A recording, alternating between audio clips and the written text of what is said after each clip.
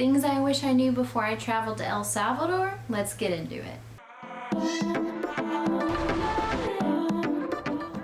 So first off, I'm going to say some things that I wish I knew before, and at the end, I'm going to give you some tips that I did know that I think you should know as well when you're traveling. Number one, that it's actually the safest country in all of the Americas.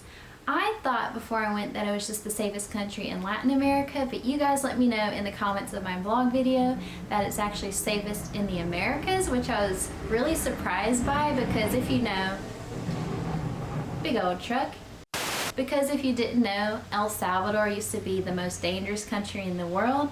So if I would have known that beforehand, that it was the safest in all the Americas, I probably wouldn't have been as anxious, although I wasn't really that anxious, but I would have just kind of had a little weight lifted off my shoulders a bit more. Which brings me to my next thing.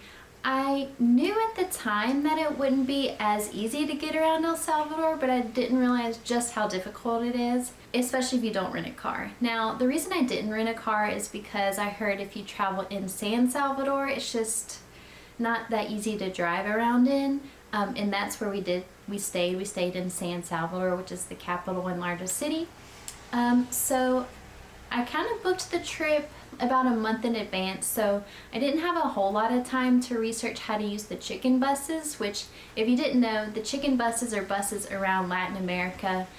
They're basically old US school buses that they've painted, and it's a pretty cool experience if you ask me, but I was just kind of nervous to use them because one, I don't speak Spanish. Two, I just felt like it was kind of hard to find what bus went where unless you ask somebody. And like I said, I don't speak Spanish, so it was just something I wanted to avoid. The hotel that I stayed at, which was the Holiday Inn, works with a company, a taxi company, that allows you to book a taxi with them to go anywhere around. But whenever we were there, we realized that they were kind of overcharging us for a taxi. I was able to negotiate down a little bit on the taxi ride, but I didn't realize that they would do that. Now, Uber is another option if you're gonna Uber around San Salvador, but once you get further out of the city, it's gonna be hit or miss. Now, hopefully in the future, Uber will become a more prominent thing once more tourists start coming to the country, but at the time of travel for us, there wasn't that many available. Now, what we ended up doing for transportation most of the time, we booked with a tour guide. Now, basically the price of the tour was pretty much equal to what you would have spent on a taxi, but with the tour you get a guide who speaks the local language, as well as they take you everywhere, and you just have a guide to go around in the places and they can educate you and stuff like that. So it was kind of a no-brainer. It is a more expensive way to travel around the country. If you're a budget traveler, that's not the best idea, but for me, I felt like it was worth it. I didn't know before we traveled that a lot of people do speak English, but they're just nervous to speak English to an English native speaker, if you know what I mean. You can get around with having little Spanish and they know a little bit of English. You can get around really easy, and I wish I would have known that. I did spend about a month on Duolingo learning Spanish, and it got me very far actually. And then my tour guide was saying that a lot of people can speak English, they're just a little bit nervous to speak it. Another thing I wish I would have known before I traveled is that these people are some of the nicest people ever. They're not ones to come up to tourists and like try to haggle you and just be really aggressive like I've seen in other countries, especially like the Caribbean and stuff. They may come up to you and ask you if you want this or make sure you know, oh, I'm selling this, but once you say no, they're not gonna like haggle you like I've seen. One time I was in a country in the Caribbean and this person was kind of selling aloe vera to tourists. We said no, and he literally grabbed my husband and started rubbing the aloe vera on his arm. That's not something that you're gonna find in El Salvador. I wish I would have known that the food there is some of the best that I have ever had in any country. I've been to 23 countries now, and it's definitely in the top 3. If I would have known that beforehand, I would have at least like thought a little bit more about the restaurants I wanted to go to. Although the ones we did go to were absolutely amazing, I don't think we could have picked anything better, but at least I would have done a little bit more research just to get that. I also wish I would have booked a longer trip My trip was 5 nights, I believe, and I could have easily stretched it out to 7, 8, 9 nights. There's several things around the country that I wish I would have seen, so I guess that warrants another trip. But just know 5 nights is not enough. Not enough at all, especially if you're an adventure traveler. Yeah. So that's everything on things I wish I would have known before I traveled. Now I'm going to go into the things that I knew beforehand that I think you should know if you're traveling to El Salvador. Number 1, do not flush the toilet paper.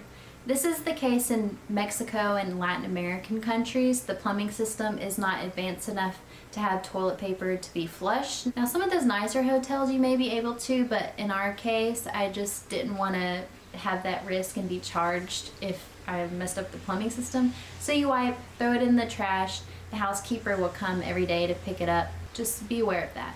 That brings me to another topic. If you're out on a hike or around, sometimes the toilet paper is not in the individual stalls. You'll have to grab it outside of the stall, bring it in with you, do your business, and then leave. Number 2, bring lots of small bills. El Salvador in general compared to the US is a pretty cheap country. I would not bring anything over a $20 bill because it's going to be really hard to get change for that if you need it. If you're like paying $100 for like a hotel or like a big tour company or something, that's fine, but I highly recommend you just get 20s and lower, especially if you're going to ride the chicken bus transportation. It's like coins and dollars as well as stalls around, so focus on that lower currency. As well, El Salvador uses the US dollar, so don't think that they have their own currency. Number 3, don't drink the tap water.